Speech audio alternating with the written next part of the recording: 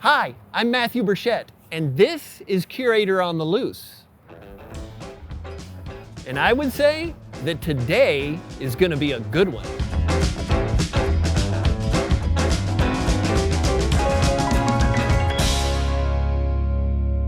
The routes of passenger air travel in the U.S. can be traced to the early airmail routes.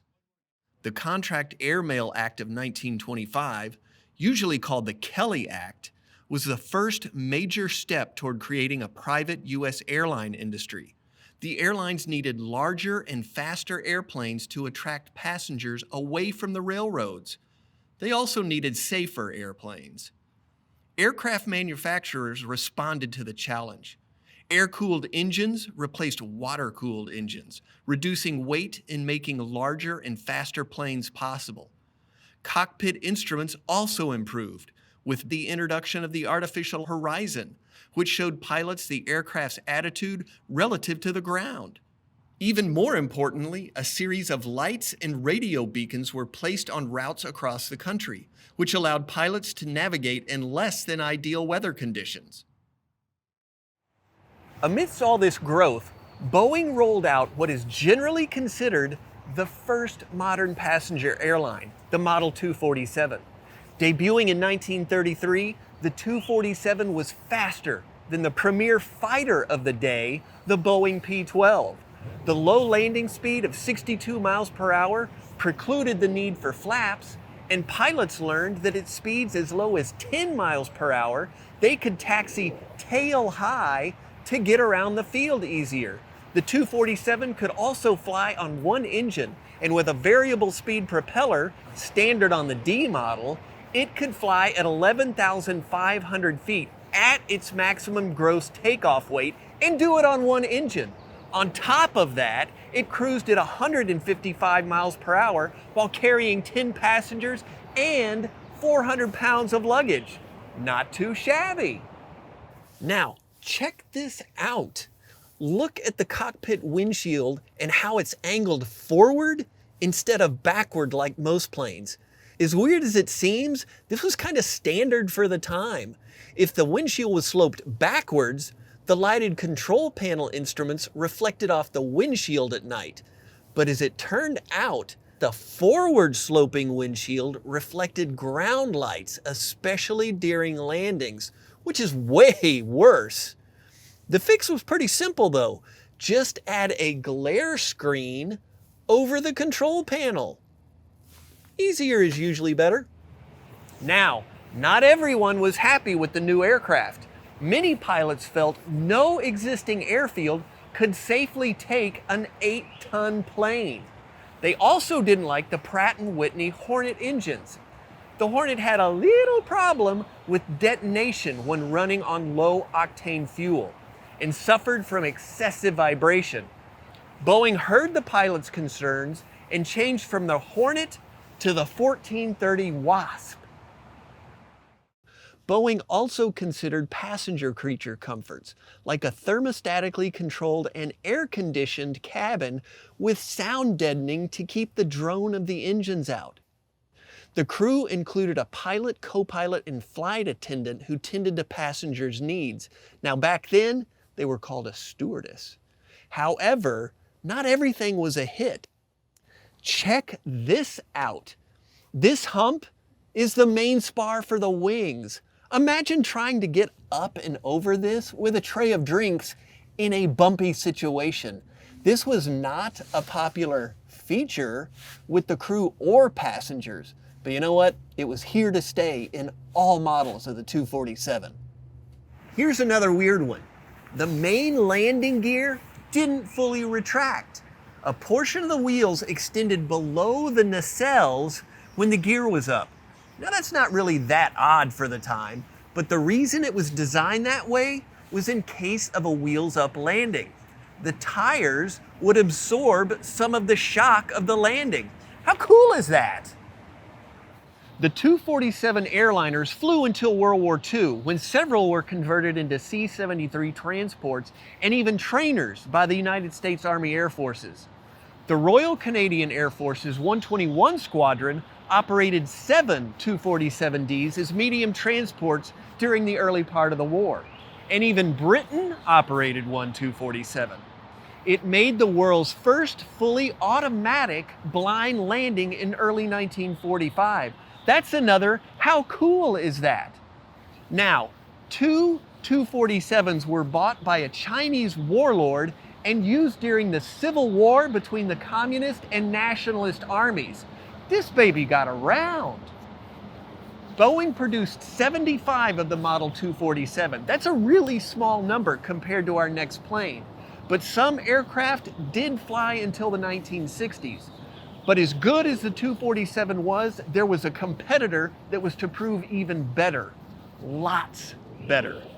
A year after the 247 debuted in 1933, the Douglas Aircraft Company began producing the DC-2, that's short for Douglas Commercial 2, less than a year after their DC-1.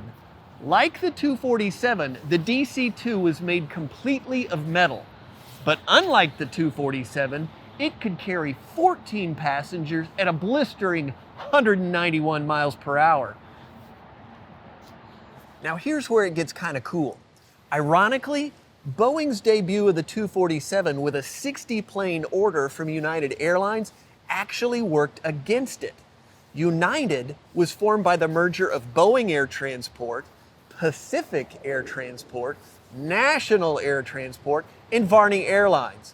That meant that the Boeing production line was filled with priority United orders, which made it difficult for competing airlines to even order the plane.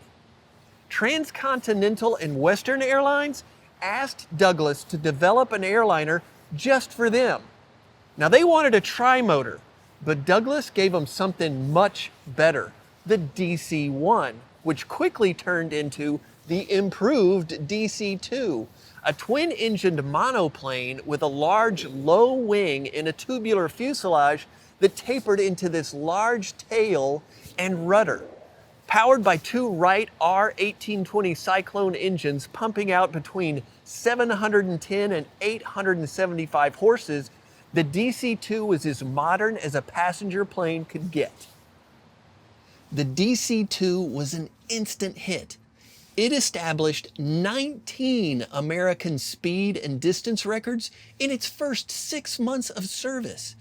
Now, in 1934, Transcontinental and Western Air put DC-2s on an overnight flight from New York to LA after stops in Chicago, Kansas City, Missouri, and Albuquerque, New Mexico.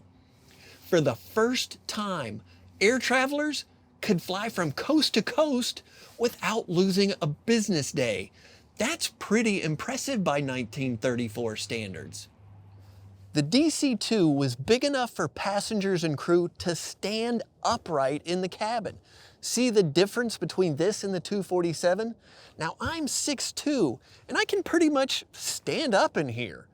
When it was on the ground, the plane was also taller than the 247. So there was actually a small ramp that passengers used to board the aircraft. But for the 247, you could pretty much just hop right in.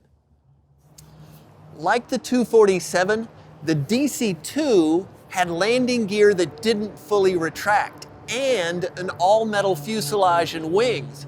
Check out all of these screws and rivets. That's crazy, but it's what made the DC-2 such a winner.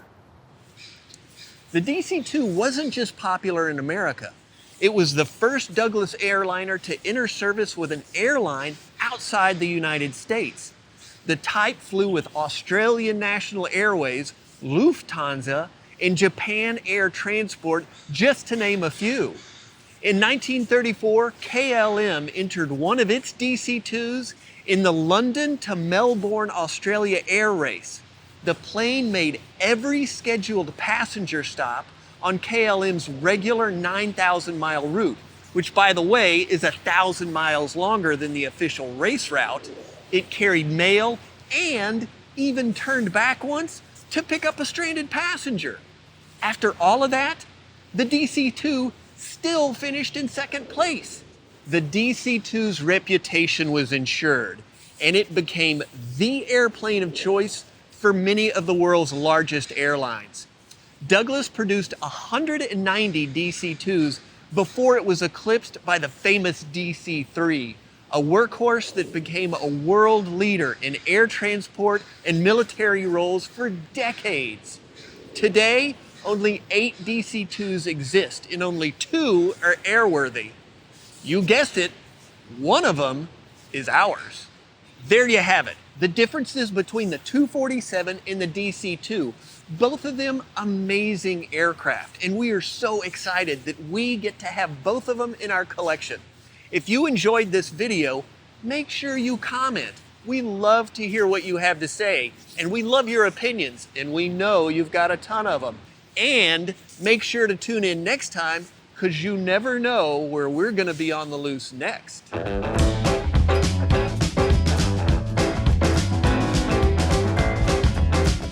Like the 247, the DC-2 was made completely of metal, but unlike the 247, sorry, I totally missed my mark. I was so excited. I was like, this is going great.